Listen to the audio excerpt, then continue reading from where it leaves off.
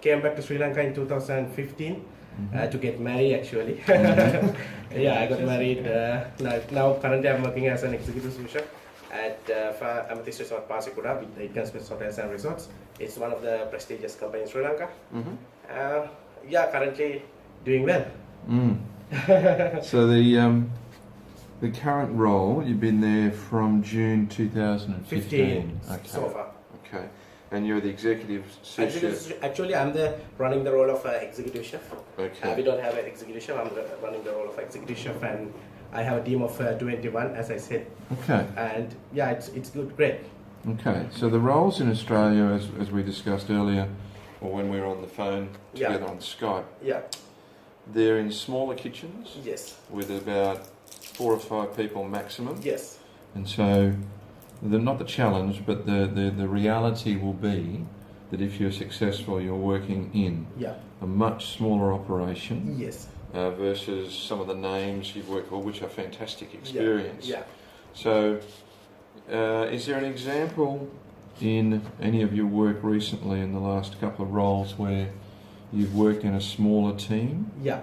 Okay, if you want to run through that for us. Yeah, actually when I was in Dubai in the steakhouse, we had just 5 chefs in the kitchen team with the chef de cuisine, and there's a sous chef again, and only just chef de partie, and after that just demi chef and just some commis. Okay. So it's very small team, but we have done around 70-80 covers a day, but it was big money as well. I mean, steakhouses are very expensive, and the best wagyus from Australia as well we have got there.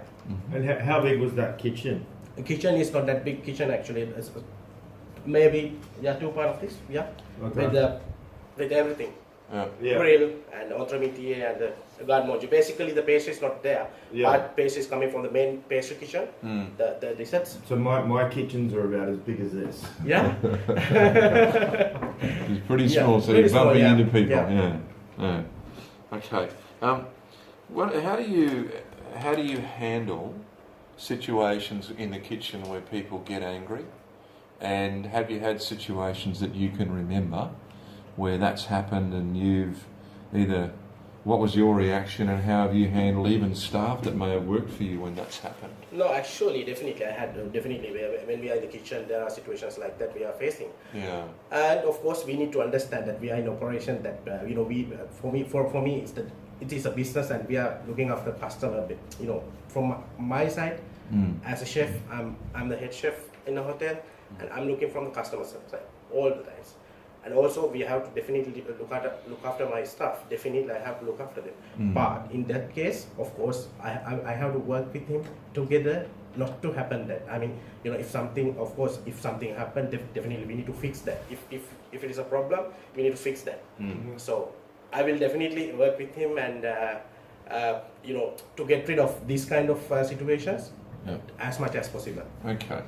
And have you ever had that situation also with a customer where you have a situation where they're complaining? What is your procedure or process, or what's been your experience? Definitely. There are situations. I mean, the customers are sometimes, they're complaining.